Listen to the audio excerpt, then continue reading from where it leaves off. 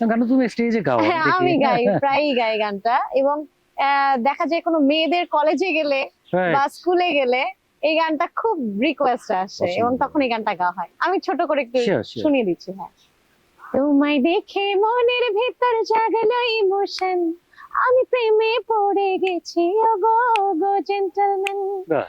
মনেতে প্রেমের বাতি জ্বলছে দিবারাতি, পরার জোরে উঠেছে তুফান, আমি প্রেমে পড়ে গেছি ওগো গো জেন্টলম্যান।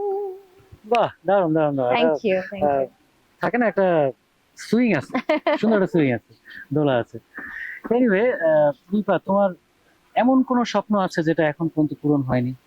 আমি আসলে কখনো স্বপ্ন দেখিনি এবং স্বপ্ন না ঘুমের মধ্যেও দেখতেই দেখো না?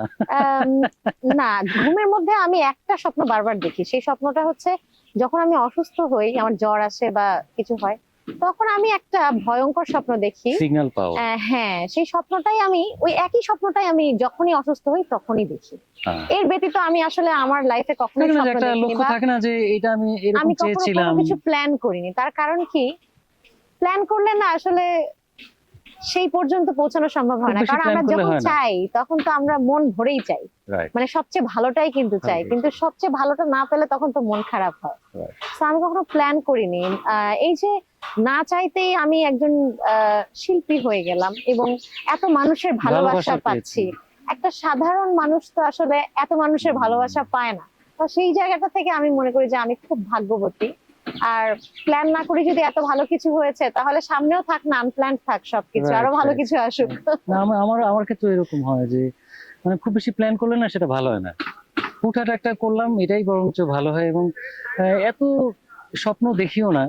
খুব বেশি স্বপ্ন দেখলে সেটা পূরণ, সব ওই যে এক্সপেকটেশন বেশি থাকবে। হ্যাঁ, আচ্ছা, যা আছে সেটাই হোক।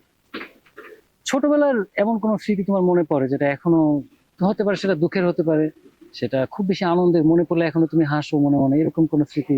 আমার ছোটবেলায় যেটা মনে পড়ে সেটা হচ্ছে যে আমি যখন আমার মা যখন আমাকে শিশু একাডেমিতে ভর্তি করিয়ে দিলেন, তখন তো আমি আমি কিন্তু স্কুলে যাওয়ার আগে গান গান শিখেছি। মানে হ্যাঁ। স্কুলে যাওয়ার আগে আমাকে শিশু একাডেমিতে নিয়ে গেছেন আমার মা। হুম। তো তখন যে দলীয় সঙ্গীত করতাম আমরা, এবং পড়াশোনা। আমি তো সবার চেয়ে ছোট, আমাকে টেবিলের উপরে উঠিয়ে দেয়া হতো। আচ্ছা আচ্ছা। মানে হারমোনিয়াম আর আমি মানে দুজনই একটা টেবিলের উপরে থাকতাম। বাহ।